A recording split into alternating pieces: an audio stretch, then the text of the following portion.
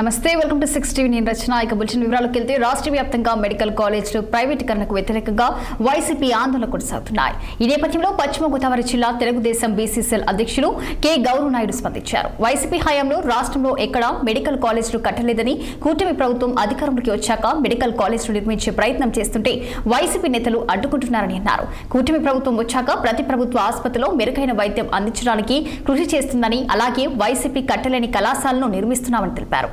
అభివృద్ధి జరుగుతుంటే చూడలేకే వైసీపీ నేతలు బురద చల్లే ప్రయత్నం చేస్తున్నారని ఆరోపించారు. ఇప్పటికైనా జగన్మోహన్ రెడ్డి మారకపోతే ఈసారి 11 సీట్లు కూడా రావంటున్న జిల్లా బీసీసీఎల్ అధ్యక్షుడు గౌరవ్ నాయుడుతో మా పశ్చిమ గోదావరి జిల్లా ప్రతినిధి నిమ్మలాది ఫేస్ టు ఫేస్. మెడికల్ కాలేజీని మా హయాంలో నిర్మించామంటూ వైసీపీ శ్రేణులు అయితే పెద్ద ఎత్తున రాష్ట్రంలో ధర్నాలకు దిగారు. అయితే దీనిపైన మనతో మాట్లాడడానికి జిల్లా బీసీ అధ్యక్షులు గౌరవ్ నాయుడు గారు ఉన్నారు. వారిని అడిగి తెలుస్తున్నాం. సార్ నమస్తే అండి. ఏదైతే ఉందో ప్రభుత్వ మెడికల్ కాలేజీలు ప్రైవేటీకరణ చేశారని జిల్లాలో రాష్ట్ర వ్యాప్తంగా కూడా పెద్ద ఎత్తున ఇక వైసీపీ శ్రేణులు అయితే ధర్నా కార్యక్రమం చేస్తున్నారు. కోటి సంతకాల సేకరణ కూడా నిర్వహిస్తున్నారు. అయితే మనకు సంబంధించి పాలకొల్లో కూడా ఒక మెడికల్ కాలేజ్ ఉంది కదా, దీని మీద మీరేం చెప్తారు? పాలకొల్లు మెడికల్ కాలేజ్ అనేది నిర్మాణం జరగలేదు. ల్యాండ్ ఎక్వైర్ చేశారు. ఆ ల్యాండ్ ఎక్వైర్ చేసిన తర్వాత కొన్ని పునాదులు వేశారు, అక్కడతో దాన్ని వదిలేశారు. అసలు దానికంటే ముఖ్యమైనది ఇప్పుడు రన్నింగ్లో ఉన్నటువంటి గవర్నమెంట్ హాస్పిటల్లో 12 కోట్ల రూపాయల చిల్లరతో మా ప్రభుత్వ హయాంలో మేము శంకుస్థాపన చేసి మొదలుపెట్టాం. దాన్ని పూర్తి చేయలేకపోయారు. ఇప్పుడు మా ఎమ్మెల్యే వచ్చిన తర్వాత మా మంత్రి గారు వచ్చాక దాన్ని పూర్తి చేసి వాళ్ళ ప్రజలకి ఉపయోగపడేలాగా రన్నింగ్లోకి తెచ్చినటువంటి పరిస్థితి. అదేవిధంగా ప్రజలకి అత్యవసరమైనటువంటి వైద్యానికి సంబంధించి ఆరోగ్యశ్రీ కానీ సిఎంఆర్ఎఫ్ కానీ ఏది అవసరం వచ్చినా సరే మరి ప్రభుత్వం పరంగా కూడా ఈ మధ్యకాలంలో అందరికీ అంటే రాష్ట్రంలో ఉన్న 5 కోట్ల చిల్లర మంది ప్రజలకి కూడా ఇన్సూరెన్స్ కూడా చేసాం. ఏదైనా సరే 2,50,000 రూపాయలు ఇమ్మీడియట్గా సాయం అందేటట్టుగా చేసాం. ముందు ఆచరణ సాధ్యం కానటువంటి పనులు మొదలు పెట్టడంలో సిద్ధహస్తుడు జగన్మోహన్ రెడ్డి. మొదలెట్టిన తర్వాత ల్యాండ్ ఎక్వైర్లో కొంత లాగేస్తున్నారు. తర్వాత పనులు ప్రారంభిస్తున్నామని చెప్పేసి మొబిలైజేషన్ పనుల ద్వారా కొంత లాగేస్తాం. ఈ యొక్క పనులన్నీ కూడా అతని అవసరాల కోసం, అతను ఆర్థికంగా బలపడడం కోసం చేసినటువంటి పనులు తప్ప ప్రజలకు ఏదో ఉపకారం చేద్దామని కాదు. పాలకొల్లో ఎక్కడ కట్టారండి? మేము చూపించాం ఫోటోలతో సహాను. నువ్వు ఎక్కడ నిర్మించావా కాలేజీ? ఎక్కడ పునాదుల్లో మామూలుగా తీసుకెళ్ళి మట్టి కూడా నింపలేదు, ఏంటి ఏం చేసావని చెప్పేసి అడగటం జరిగింది. వాళ్ళు సమాధానం చెప్పలేని పరిస్థితి. కోటి సంతకాలు అంటారు. ఏంటి పిచ్చోడు, ఏదో చేతిలో రాయిలా తయారైంది వైఎస్ఆర్సీపీ పరిస్థితి. ఈ కళాశాలలు అయితే ప్రైవేటీకరణ చేయడం వల్ల ప్రజలైతే అటు చాలా నష్టపోతారని చెప్తున్నారు. దీనివల్ల మీరేం చెప్తారు? ఇప్పుడు ప్రభుత్వం ప్రైవేటీకరణ చేస్తుంది అనేది శుద్ధ అబద్ధం అండి. ప్రభుత్వం దగ్గర ఇవాళ నిధుల లభ్యతను బట్టి ఏమి పనులు ఎలా చేయాలనే దాని మీద ఒక విధానపరమైనటువంటి నిర్ణయం తీసుకుంటుంది. ఆ నిర్ణయాన్ని బేస్ చేసుకుని వెళ్తే మీరు హైకోర్టుకి వెళ్ళారు. హైకోర్టు ఏం చెప్పింది? ఇందులో మీకు మేము కలగజేసుకునే లేదు, ప్రభుత్వ పాలసీది, ప్రభుత్వ పాలసీ బాగానే ఉంటుంది, వారి దగ్గర పూర్తిగా డబ్బు ఉండాలి కదా. డబ్బు లేనప్పుడు ఈ హాస్పిటల్ అన్నీ కట్టాలంటే సాధ్యం కాదు. వీళ్ళ దగ్గర కూడా డబ్బు లేకే కదా ఆపేశారు. 5 సంవత్సరాల్లో నువ్వు పునాదుల్లోంచి బయటకు కూడా తీసుకురాలేకపోయావు. మేము కట్టేసామని చెప్పేసి అబద్ధాలు చెప్తున్నారు. మీరు కట్టలేదని చెప్పేసి మమ్మల్ని బ్లేమ్ చేస్తున్నారు. ఓకే, కడతాం. మేము కూడా దానికి సంబంధించినటువంటిది మేమే ఆపాలనుకుంటలేదు, పూర్తి చేయాలనుకుంటున్నాం. నీకు మళ్ళీ సగం సగంలో వదిలేయాలనుకుంటా. టిట్కో వెళ్ళి చూడండి, పేద ప్రజలకి పాడు పెట్టేసాడు. 2,50,000 కుటుంబాలు ఉసురు తీసుకున్నావు నువ్వు. ఇవన్నీ మేము పూర్తి చేస్తా ఉన్నాం. పోలవరాన్ని తుప్పు పట్టించేసావు. ఇవాళ పోలవరాన్ని పూర్తి చేస్తా ఉన్నాం. రాజధానిని మామూలుగా ఏ రకమైనటువంటి పరిస్థితి లేకుండా చేసావు. ఇవాళ రాజధానిని పూర్తి చేస్తా ఉన్నాం.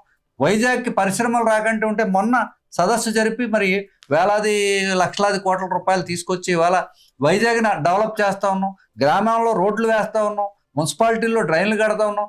మాకు నీకు అసలు నక్కకి నాగలోకి అనుకున్నంత తేడా ఉంది. వైఎస్ఆర్ కాంగ్రెస్ పార్టీ వాళ్ళు ప్రజలకు అబద్ధాలు చెప్పినా వాళ్ళు నమ్మే పరిస్థితుల్లో ప్రజలు లేరు. ప్రైవేటీకరణ చేసి మీరు నిర్మిస్తే మళ్ళీ మా ప్రభుత్వం వస్తుంది, వాటిని మేము తొలగిస్తాం అని జగన్మోహన్ రెడ్డి గారు అయితే క్లియర్ కట్ గా చెప్పారు. దాని మీద మీరేం చెప్తారు? వాళ్ళకి చేతనైంది ప్రజల్ని భయపెట్టడం, కాంట్రాక్టర్లను భయపెట్టడం, ఈ రాష్ట్రానికి ఏ రకమైన పరిశ్రమలు తేకంటే ఉండటం, ఏ ప్రాజెక్టులు పూర్తి కాకంటే ఉండటమే వాళ్ళ యొక్క ముఖ్య ఉద్దేశం అండి. మీకు ఉదాహరణ చూడండి, వాళ్ళు ఎంత రౌడీజంగా, ఎంత దారుణంగా, గుండాయిజంగా ఉన్నారో.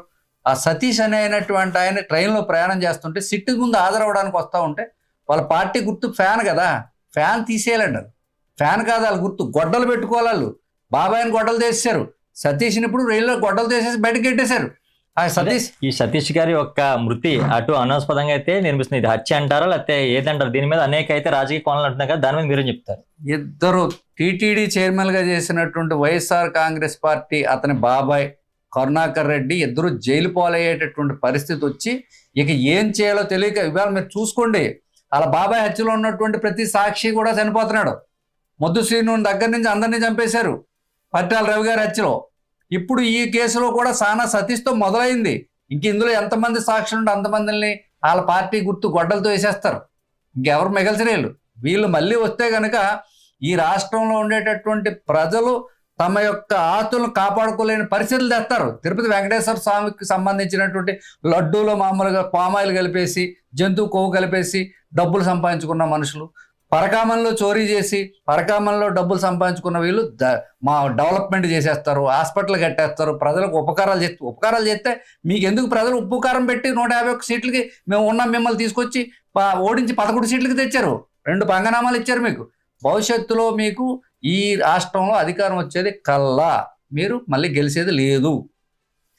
అయితే రాష్ట్రంలో జరుగుతున్న ఈ మెడికల్ కాలేజీల యొక్క రాద్ధాంతం అయితే స్పందించారు. అయితే ఇది అభివృద్ధిని అయితే అడ్డుపడడానికి మాత్రమే ఈ వైసీపీ శ్రేణులు అయితే చేస్తున్నారని, మా ప్రభుత్వం చూసే అభివృద్ధి అయితే వీళ్ళు చూడలేకపోతున్నారని, అలాగే ఇక్కడ ఏదైతే మెడికల్ కాలేజ్ మేము నిర్మిస్తున్నామో అది ప్రజలకే ఉపయోగపడే దిశగా మేము అందరూ చేస్తున్నామని, దానితో పాటు ఇక్కడ ఏదైతే గవర్నమెంట్ ప్రభుత్వ వైద్యశాల అయితే ఉన్నాయో వాటికి మేము అత్యధికమైన వైద్యంతో ప్రజలకి మేము అందిస్తున్నామని, అయితే దీన్ని వాచలేక వైసీపీ ఇటువంటి కార్యక్రమాలు అయితే చేస్తున్నారని మనతో పాటు జిల్లా బీసీ అధ్యక్షులు గవర్నర్ గారు తెలియజేశారు. గవర్నర్ ఆది పశ్చిమ గోదావరిలో పాల్గొనండి. ప్రజలకి